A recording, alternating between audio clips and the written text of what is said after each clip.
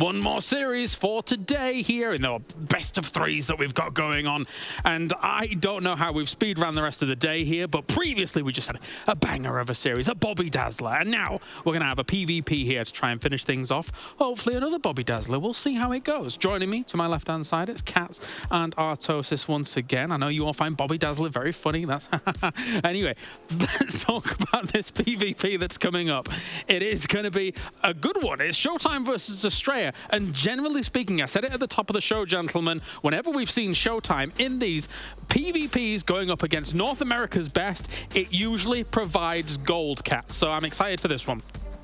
Yeah, and this really is North America's best at this point, and the matchup between these two is so very even. 15 to 15, map score 50% down the line, and if you look at the matches, it's not like either player has had a significant advantage over time, that has swapped over time, rather. They are contemporary enough that they have been trading serious for this 50-50 to happen, so anything could happen. I think it's clear that Astrea is the more aggressive, more creative player, and ShoWTimE is the more solid, kind of just like mid-game into late-game player, but it is a PvP, so it's bound to get wonky.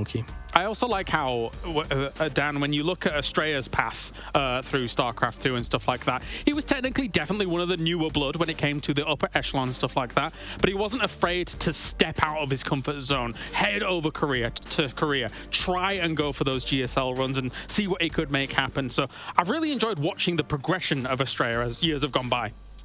Yeah, he's actually one of my very favorite players in the pro scene, just because I've gotten to talk to him a lot, right? Because he was in Korea for quite some time, and he's just very highly intelligent. He's got like a very clean idea of how he wants to approach the game, how he wants to improve at the game, and how he's going to play the game in tournaments.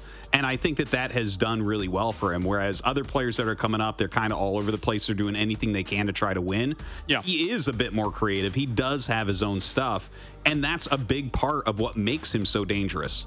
And then we have Ancient Cistern, Royal Blood, and NeoHumanity if we need it.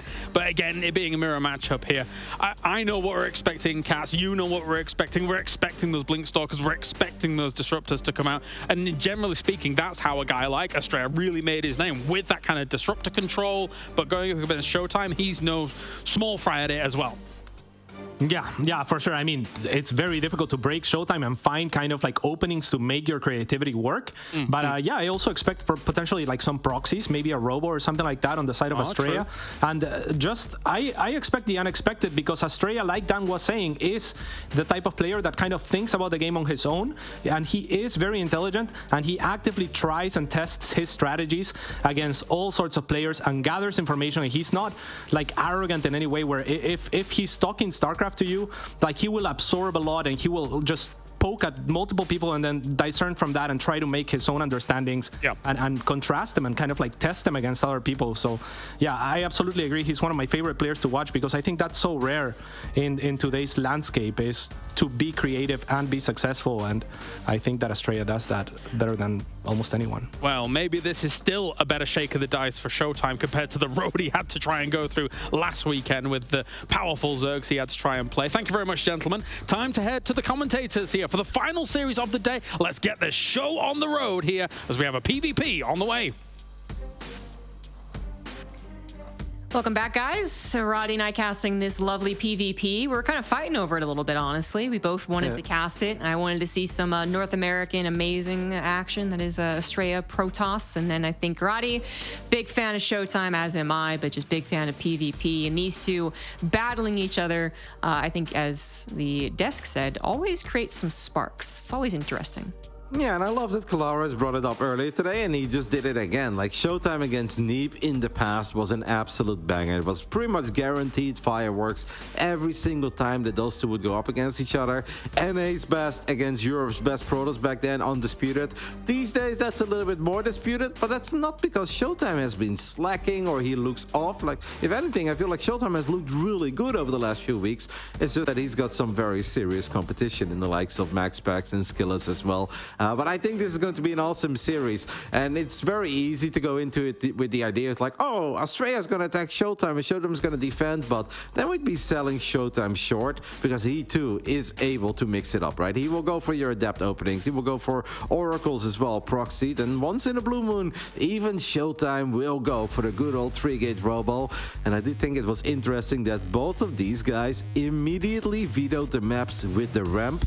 So they are not down with the 1-gate fast expand on the low ground. They just want to play some old school PvP, and let's hope it's going to be awesome. In the top right side, we are looking at the main base of that solid European Protoss representing Berlin International Gaming. This is D Mauer, ShoWTimE. And in the bottom left, taking the crown of North America's best Protoss, perhaps best player, it is for Alpha X Astrea.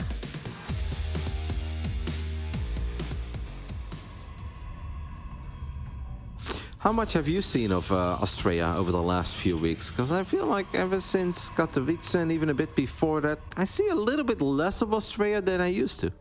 Yes, I absolutely agree with that. I actually had to double check if he's even been playing in some of the open cups. Understandably, some players, especially the ones who did go to Katowice, they just put all their heart and soul into practicing for it. And it's understandable if someone gets burnt out or just chooses the off-season to do off-season things. And then ESL kind of came out swinging with like, hey, by the way, qualifiers in 2 weeks, go. Oh, wow, okay. I definitely have more things to talk about, but a Nexus coming out for Astrea in just plain sights of ShoWTimE's probe scouts. So PvP is so funny, right? Because you go through the veto process and you're like, all right, I'll veto altitude. And then your opponent is like, oh, I'll veto dragon skills. And you're like, well, then I veto Babylon. And you're like, oh, cool. We're just going to open up with 2 gateways and it's going to be a fair and honest and straight up game. And 1 minute and 20 seconds into the game, you're like, huh? Wait, I have 2 gates, you have 1, you go back to the low ground, bam, there's the Nexus as the probe was hidden in the natural. And things already get very unique and different at this point. This is just not something you can completely ignore if you're ShoWTimE. The only thing that ShoWTimE could ever do while still expanding is make it at least seem that he's going for some sort of a 1 base all-in, try to keep your opponent in the dark, and from there on out, he could obviously still hypothetically expand and catch up in workers. But just playing a super normal, like, oh, I'm gonna make 2 units and then maybe unit 3 and 4 or 2 units into an expand, you're just going to fall way too far behind economically. So ShoWTimE needs to do something about it, and it seems that he believes in the Adepson, the Stargate. Yeah, a lot of harassing units that nonetheless have a lot of game-ending potential. In this matchup, absolutely. They are not just going to kill a couple of units if you're unprepared. If you're really mismicroing, they could kill upwards of 20. We did have a change of mind from Astrea. He was getting a robo and decided to go into a Stargate. I think it has everything to do with the scout, right? On the other side of the map.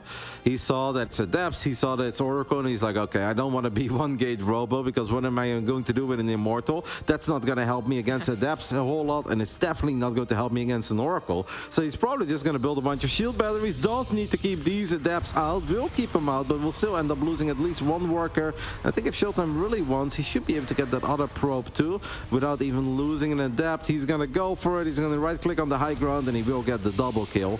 And I guess Astrea is indeed going to play Phoenix then. But if you play Phoenix, it is very important as this Adept gets into the main base. That is a problem, by the way. 1 Adept can be a problem. Oracle could activate Pulsar Beam, but you're still going to end up losing a couple of workers yourself. Can never just even a single Adept let into your main base unless you, of course, have a shield battery. Now, it could go into Phoenix versus Phoenix, but I like it a bit more for Astrea because of the quickest Stargate, the non-existent investment into the Oracle, but ShoWTimE gets into the main base, but he cancels the Shade. Did not believe he was going to get a whole lot of damage on there. Yeah, and it is kind of sus for the Protoss player. If they Adepts don't get close to the mineral line, then that is sometimes when they do absolutely atrociously, like a force field comes down, blocks them off the probe line, and there's just enough units on the high ground. But in this case, Astrea with only 1 gateway worth of production and then question mark on the technology production. Of course, we know that the Adepts would have done a whole lot, but ShoWTimE did not know that. But going back to that question mark, ShoWTimE does not know it's a Stargate, right? He's been kept out of vision with that thanks to the Adept Shades no longer having a lot of vision. And so, well, Adept War. A double Stargate from Astrea is not surprising. I agree with you, by the way. I think Astrea would be favored in Phoenix, but now we get to Phoenix versus Blink Stalker game, and, well, things are about to get, well, in Astrea's favor as far as being on the map. But let's see how the game actually plays out beyond that. I wonder if he would even let the Stargate finish, if he would know that ShoWTimE did not go into any Phoenix production after his initial Phoenix. Because I think it's much better to just get a quick Robo, right? And obviously you can play double Stargate and a Robo, and then you're basically going to play Protoss Mech, as I call it. It's not really an official term, but I like it. But you don't really want to be only double Stargate against a Protoss with a decent economy and a whole bunch of Blink Stalkers that are soon going to be out and about on the map. ShoWTimE will end up losing a lot of workers here, though. That's just inevitable. There's nothing he can do if his Stalkers are out of position, and even if they would be in position without Blink, you just don't get a whole lot done. But if I was Astrea, I'd be a bit worried right now because he used a lot of Phoenix energy on the other side of the map, and he still does not have a Robo. Am I crazy, Zombie Grub? I think that Astrea is in all sorts of trouble. Well, he isn't going to be in trouble. Okay, there's a shield bag at the very least. But the Oracle is going to at least distract. Astrea comes back, I think, realizing the possibility, like, where's your Stalkers, where's your Stalkers? But you're right, he still used a lot of energy picking up all those probes. It's still going to be a decent amount of Stalkers, barely catching a glimpse of the Stalkers. Still doesn't know about the proxy gates. Astrea kind of needs to get some damage done, needs to get prepared, needs to get some Immortals, and the Robos are only just beginning. ShoWTimE can just ignore these Phoenix, obviously. You're never going to go home here. It's 12 Stalkers against 9 Phoenix, but only 5 or 6 of those Phoenix even have a single lift available. The Robos will be unpowered, and this is just a straight-up disaster for Astrea. I have no idea how he's supposed to clean this up. He's going to try to crank out a Void Ray, but I think by the time that Void Ray comes out, he has lost every single probe in the natural. Yeah, now this is unfortunately game over for Astrea. Very wacky PvP, and the matchup's already prone to that, but especially so here. You know, what ShoWTimE did is kind of risky. Now it looks totally fine and fair, like, oh, Stalkers versus the Phoenix. Well, the amount of Stalkers is really what's important, I would say. If ShoWTimE was found to be trespassing on open land as soon as he moves out from his own natural, and Astrea has Phoenix that can then chase the Stalkers, you know, you bleed out over time before your proxy gate's ready, before your warpins are ready. But this is the ideal situation for ShoWTimE, catching Astrea off guard and now having that number of Blink Stalkers to focus fire everything down. I do think that you pretty much always want Stargate into Robo as well, rather than double Stargate, if your opponent is not committing to that Phoenix battle, which is something we can see, but Astrea was obviously not quite aware of that yet. He wanted to make sure that he'd be fine in the Phoenix battle and he would never lose it, but ShoWTimE was never going to go for that Phoenix battle. Astrea is still battling here, but it's obviously an unfair fight. There is no way he can ever defend here. GG gets skulled, and Europe's finest takes the 1-0 lead in a game that, yeah, obviously got weird because of Astrea, right? It wasn't ShoWTimE who forced the weird game. It was Astrea going for the one gate into super fast Nexus, and then ShoWTimE immediately knew, all right, pacing is different this game. I need to get something done, and it wasn't so much that he got a whole lot done. It's more just that Astrea misread ShoWTimE's follow-up and, yeah, made the wrong choices afterwards. Yeah, which, again, the way that plays out, what Astrea was hoping for is that ShoWTimE goes for an Oracle, runs right into a Phoenix, and goes, oh shoot, it's Phoenix playing, starts building his own Phoenix, using defensive advantage, right, to try and survive. And then maybe after that, you do have a transfer over into Robos or Twilight Councils, but ShoWTimE really did just go directly into the Twilight Council afterwards, and again, managed to slip by all of Astrea's scouting. You know, the Phoenix came back seemingly at the right time. Then they didn't actually catch the aggression, so they went back to do some probe damage. And not that they would have won necessarily even if they were back at home, because that shield battery was going to be sniped and because the Stalker count had grown so much. But definitely a game of reactions that...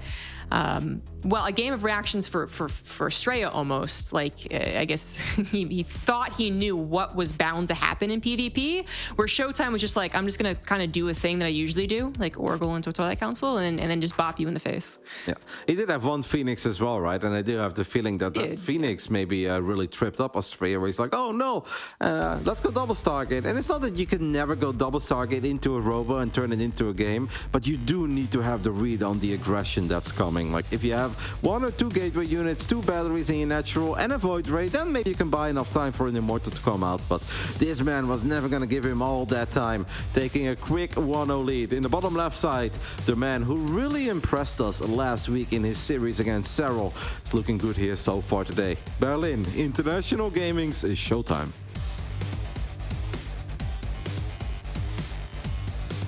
In the top right for Alpha X, he is Astrea.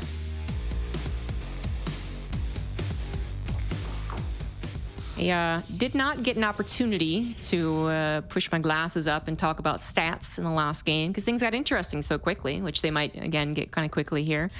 But just to emphasize what we were beginning to talk about how Astrea has not been playing a whole lot, I did want to specifically talk about the amount of games they've played in this matchup. So Astrea in this year, 2023, has played 9 matchups, like 9 matches, 9 best of 3s for the most part, and he's gone 5-4. Against a variety of players. ShoWTimE has played 27 matches of PvP and is a 20-7 in them. So he's played a lot more this year against very top-tier Protoss players and is winning an awful lot of them. Yeah, some matches are definitely against kind of expected victories, but of course, the likes of Harsum and Skilless and Max Packs that ShoWTimE has to go up against so often in the European Open Cup really gives us an idea of how he is playing currently, and then just says he is playing very well.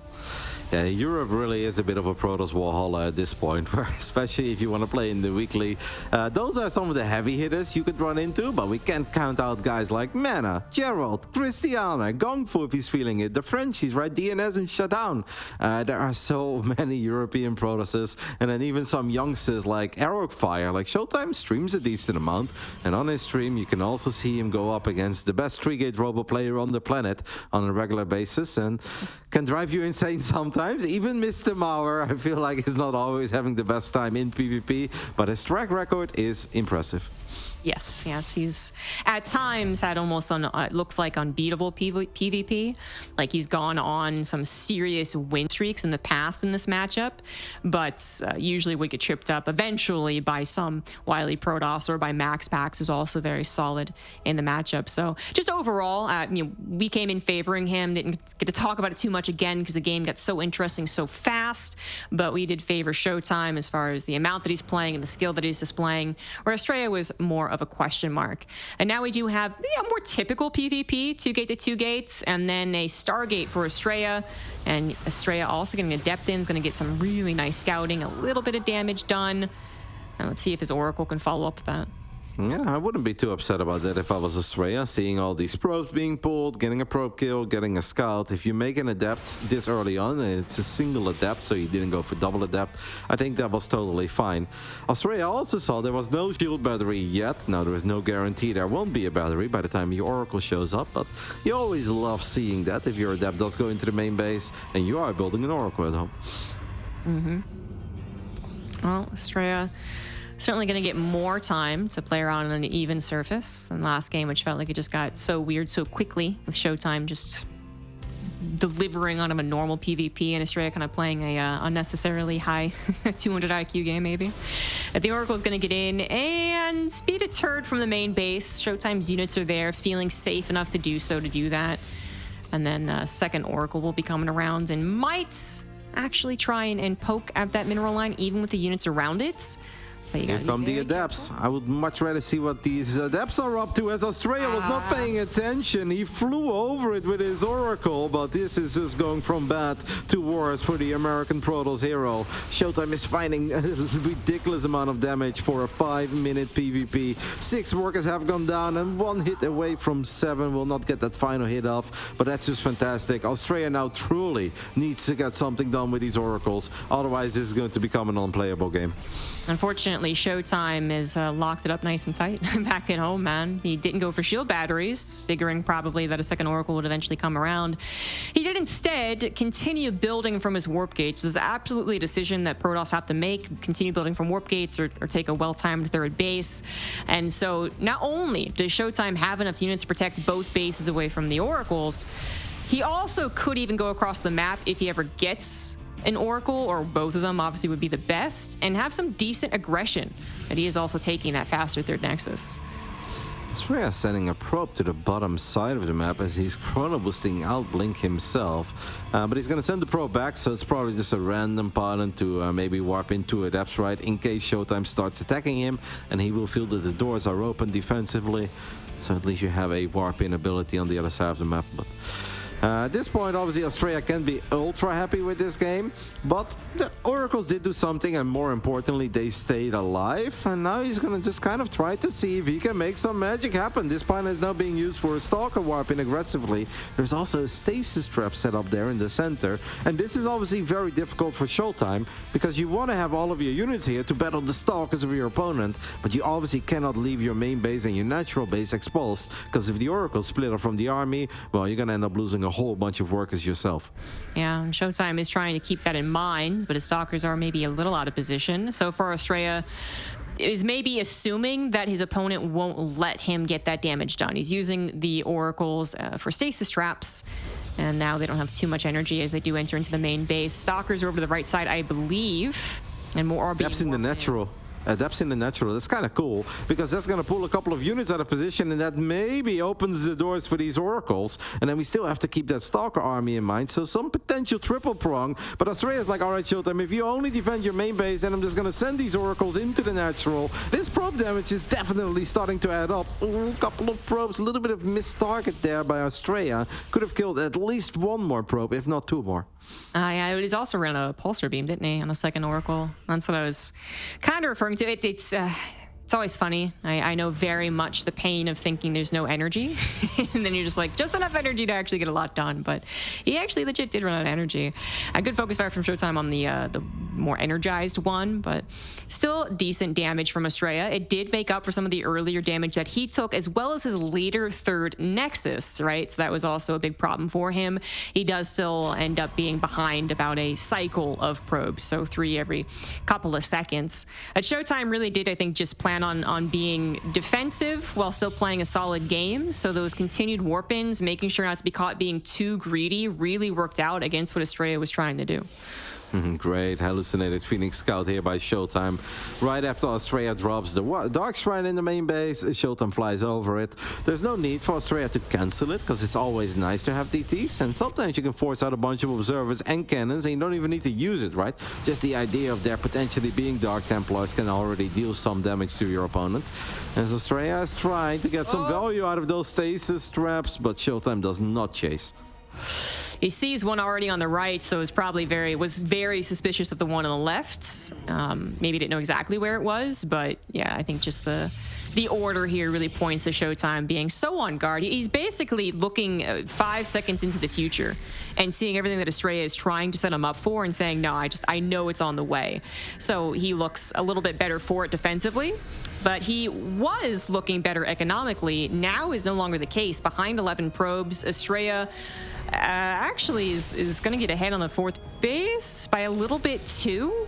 I mean, if Astrea is going to play us into the mid game, he is going to have a very powerful economy, but ShoWTimE might just be setting up for +2 charge, maybe even Archons, which would be pretty nasty if he hits it, I guess, well timed. The +2 is pretty far away. Stalkers are here. Also felt like we had some serious oversaturation happening in the main base of ShoWTimE, but I think he's already fixed that. Yeah, there were 16 probes there. So not only was he down in workers, they were probably not optimally split either, or unless there was just no place to put them, because he only had 3 mineral lines, and he's not really mining all the gas yet. Astrea is obviously very good in building probes. In 1v1 or 2v2, the man truly excels at building workers, and he's now at 82 while going into double robo and a robo bay. ShoWTimE, however, has just spent his resources on an army, and he does have a 30 army supply lead, and Astrea is just completely unaware of this move out. Yeah, it looks that way. I was worried that ShoWTimE was going to wait for +2, in which case I think that timing is way too long, but he actually pushes out. And what ShoWTimE has done here has actually, the reason he doesn't have that many probes, because he didn't get that much gas. So he builds up his Stalker count of what he has, and then it's going to just spam charge lots to try and overwhelm Astrea, catching Astrea not only with 20 more workers invested into, but also all the technology of disruptors that aren't currently here. ShoWTimE hitting a very nice timing after all, even without that upgrade, and as you can see, just taking his time, bullying Astrea with some force fields. What about some DTs here? Because I don't see an observer for ShoWTimE. Astrea has an observer sitting here, so I feel like just 1 or 2 DTs could have actually been able to get a lot of hits off. The observers are now making their way to the other side of the map. I kind of feel like that's an oversight of Astrea, because if you have an observer sitting here, all that pretty, ShoWTimE is now going to blink forward, get on top of that disruptor. We'll snipe that one too, as a couple of his own zealots show up. More zealots have been warped in. Another disruptor gets picked off. There is an overcharge happening right now. ShoWTimE is going to have to respect that overcharge. Yes, yeah, so he kills it. That's respecting it. And that is going to be it, guys. Astrea, I think just basically, maybe even assumed, right, that ShoWTimE, now that we're getting onto 4 bases in a PvP, we're both going to play into that macro game. So you might poke at me, you might try and be a little aggressive, but you're not really going to dedicate to it. You're also going to eventually find yourself going into disruptors. I'm going to beat you to the punch. But what Astrea was unable to pick up on or just straight up scout, I think, was those lack of gas, is really pointing to something committed earlier on, in which, yeah, again, ShoWTimE used just to make it look like such a clean and easy game for Game 2 in the Ultimate 2-0. Yep, I love the positioning of ShoWTimE's army as well there on the other side of the map, just making it impossible for Astrea to really defend that Nexus initially. He also one-shotted all these gateways, so that always feels great when you see there are no cancels, but those are straight-up kills. But yeah, with those force fields, it's just too difficult. If you stay behind the force fields, if you're Astrea, you're going to take a bad fight. If you blink across it, you're going to take a very bad fight, so pick your poison. GG gets called. ShoWTimE will advance into the qualifying best of 5, and that was it for the casters today, but obviously we're going to go over the entire day with our Tilsis, Cats, and Kalaras in his beautiful dome. Thank you, Rotterdam. Once again, my dome is humongous. We've got ourselves Cats as well as Artos here to talk about this one. It was not really what I expected once again, Cats. It was just very swift in execution here. ShoWTimE really not even letting Astrea fully get going in that second game at all. Yeah, for sure. I think it wasn't what we expected in terms of the fireworks that we were all thinking we were going to get from this series. Probably the closest one on paper. As far as stylistically, more or less what we expected, right? Like Astrea kind of trying to make things happen and be proactive, and ShoWTimE just with a wonderful defense this time around. Astrea, I think what did him in for the most part was just the lack of information time and time again. Yeah. And I did love the Phoenix that Roddy pointed out as well, because that's got to be confusing on the side of Astrea. That's probably as much confirmation as he got. This fight here was kind of really cool from Astrea, because you can see even when he's at a deficit, he's trying to utilize the dead airspace there to try to make sure that the blink has no effect. So that's kind of beautiful, but it's far too late that he sees this coming. When he sees the Stalker's hit, he's already dead. And the same thing kind of happened in the second game, it felt like. Yeah, the highlights brought to you by Aramco here as we move into Game 2. And as Cats pointed out here, Dan, with the lack of information and just a push up this left-hand side of this map, I don't know how you're supposed to deal with this. The force fields were great as well. Yeah, you know, I think everything really comes down to the early damage that ShoWTimE got, though, right? Like, I actually think that Oracle into Blink is favored against Blink, but obviously not when ShoWTimE is, you know, getting into depths, getting probes left and right. And his macro was just, it was seamless. That's the problem. You know, Astrea really never could catch up. Even when he caught up economy-wise, it's like, well, that could have been Army. And now you're playing kind of blind because you're sacking your oracles, and he's coming up into this position. And the thing is, even if he sees him coming, it's not like you throw down cannons and hold it, you know? ShoWTimE just has so many more units. An interesting notion that Roddy threw out as well towards the end of that game, Cats, because technically the Observer was not there with the army, so DTs might have been able to buy some time, even for potentially Shadow Strike to be finished. Then you can do with some of those crazy hit and runs and try and delay even more whilst you're trying to get that disruptor ball going. Yeah, for sure. I think he should have warped in DTs because he has the Observer sieged, but I don't think it would have made a huge difference personally. He was already kind of dead. I think a shield battery would have helped a lot. And if you see the attack coming, at least you can get in front of the cannons, in front of the shield battery, overcharge your shield battery, buy yourself a little bit of time. But in the way that it was set up, when ShoWTimE shows up, Astrea has the tiniest choke to work with, and it's just impossible. And this was pointed out as well, but in both games, Astrea got caught in transition, and that is the problem when you are such an adaptive player that actively looks to min-max. He always wants to get away with either the highest possible amount of greed or the highest possible amount of aggression, right? And when you're actively adapting, you're dropping 2 Stargates, then you're dropping 2 Robos as a follow-up. You can't be off sync in those timings, right? Because if they hit you as you're building up your Robos, you're just dead. All right, well, let's take a look at the brackets here from both the Korean region and the world as a whole, as we've had ourselves plenty of games to go. It's going to be Oliveira, Clem, ShoWTimE, and Elazer finding themselves in qualification matches. Again, Dan, this was not exactly what I expected from a lot of these series. We blitzed through this bracket. You've barely been on. You've you had a right time. Yeah, well, it feels like it's been a speed run here today. Really only the third special laser game showing up like I was hoping all the games would show up here today. But yeah, not exactly what I expected. I did expect for Astrea to have a closer series there. And honestly, I expected special to get into that upper bracket round of 4, but wasn't meant to be. It was so close, and now we have what is effectively the America's showdown here, down in the bottom side of the bracket with Astrea and Special going head-to-head. And meanwhile, the LATAM champion in Cham going up against Lambo here, Cats. So in the lower bracket, again, for these guys, it's really a last chance saloon. If you lose, you are done. Last chance saloon indeed. And man, in the green room, I guess you could say we were talking about how American StarCraft was so good and you know it was competitive in the first couple of years. But now here we are with our 3 Americans in the bottom of the tables. Very sad day. Yeah, really sad. Oh no, no. as the resident European, hell, I'm UK. I'm barely even European, am I? No, it is rough for them at the moment. Are you European? Well, I've got a Polish citizen card, residency card. We'll go with that one. Let's take a look at the Korean bracket quickly and swiftly. We've got ourselves 4 players moving on to qualification matches. It's Ragnarok and Classic, Cure and Hero making it through to those quali matches. Those are best of 5s. Some bangers to come, Dan, considering that we actually have the chance of Protoss going to Gamers 8. That would be wild because we're going to have to rename it to Gamers 2 otherwise. Really hoping that Hero's able to pull that off against Cure. I think that's the match I'm most looking forward to watching tomorrow because Cure is just looking so amazing in PvP right now. That series against Creator, he had control from A to Z. Yeah, Cure looked oppressive, I think is a great way to describe it. He looked really strong. And then, of course, Ragnarok versus Classic will be another best of 5. Let's take a look at that lower bracket as well.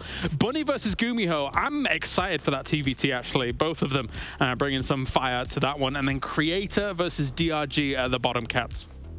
Yeah, for sure. Bunny versus Gumiho, 2 of the most creative Terrans that have played this game. Bunny mixes it up a little bit less, but he definitely has his little tweaks to the game that are really fun to watch. And Gumiho's super creative with his own playstyle and whatnot. So that should be a very different TVT, and I can't wait for it. Creator versus DRG. Also, Creator, a player that has his own style. DRG, a little bit more swarmy, more Elazer-like type of player. Should be a great match as well. So at least for the next couple of fixtures, I think that we at least have very well-matched players in pretty much every stage. Well, that was it today, guys. Highlights from today, I suppose we're probably all saying the same thing. It's probably the Elazer Special Series, but it kind of subverted expectations a bit, Dan, because I think most of us expected Special to be winning that, considering what was going on in game, but it was anything but. Yeah, no, it was a great series, and I'm hoping that Special can climb back up tomorrow. You know, obviously, I think the classic Gumiho series was really good earlier as well. So have some great matches coming up, and honestly, I do see some roads for Protoss here, right? 2 are already in qualifying matches, and really, when you look at what Creator has to go through, that's not a bad bracket for him. I think he's going to do a bit better in PvZ than he does in PvT. I think we're going to have a lot of people rooting for the Protoss tomorrow and the day after. So let's see if they can make waves here in the brackets. Thank you very much, gentlemen, for joining me. Thank you to everybody tuning in around the world as well. That was day number 1 of our 2nd week here for Gamers Without Borders. Tomorrow, we're back with more Gamers Without Borders. We've got qualification matches. They're best of 5s. We find out more names going to Gamers 8. We'll see you